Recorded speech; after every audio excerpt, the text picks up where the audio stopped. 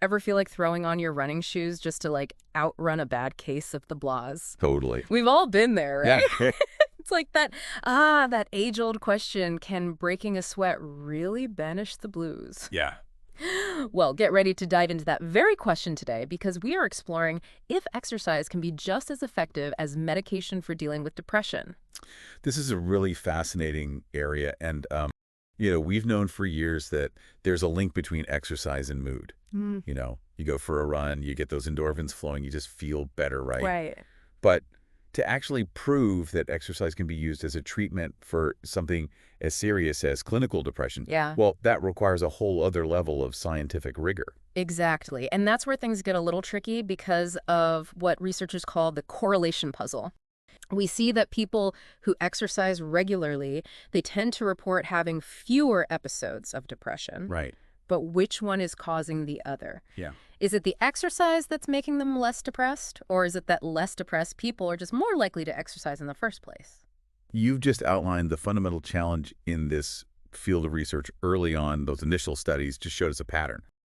Active people were less likely to experience depression, but as you said, it's completely plausible that people struggling with depression were simply less inclined to be active. Correlation does not equal causation. Right. So how do researchers untangle that knot?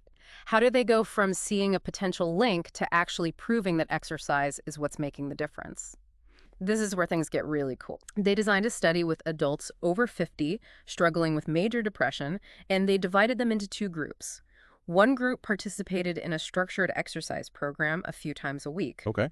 The other group received Zoloft, which is a commonly prescribed antidepressant medication. Okay. So it was like exercise versus medication head to head. What happened? This is the really fascinating part. After just 4 months, both groups showed similar reductions in their depression symptoms. So we are talking about improvements in their mood, their sleep, their energy levels, all these things that can have a really big impact on someone's quality of life. Yeah. And this was huge at the time because it really challenged the prevailing idea that medication was really the only reliable way to manage major depression. Wow. Okay, but now I have another question. Couldn't it have been the group setting of the exercise classes that was actually leading to the improvements and not the exercise itself?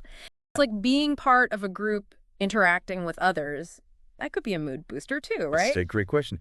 And you're actually anticipating the next step that researchers took because they designed another study. Okay. And in this one, they had 3 groups. A supervised exercise group working out together, just like you were wondering about. Okay. They had a group that exercised at home on their own, and they had the medication group. Okay. And guess what? What? They still found that all 3 groups showed pretty much the same level of improvement.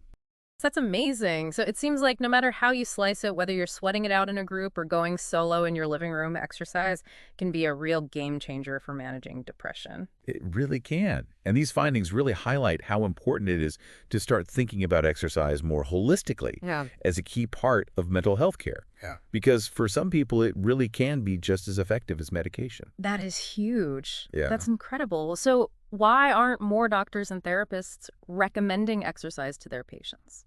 That's a great question. And there are definitely still some hurdles to overcome. Like, not everyone has equal access to gyms or structured fitness programs. But the good news is that even incorporating something as simple as a brisk 30-minute walk into your day can have a really positive impact. Ultimately, it's about finding what works for you, what you enjoy, and what you can realistically stick with. You know what I find so inspiring about all this? It really highlights how exercise isn't just about physical well-being. It's a powerful tool for our mental well-being, too. I totally agree, and I think that's a great note to end on. Yeah. So here's a little something for everyone listening to think about: what kind of movement brings you joy? How can you fit even small bursts of activity into your routine?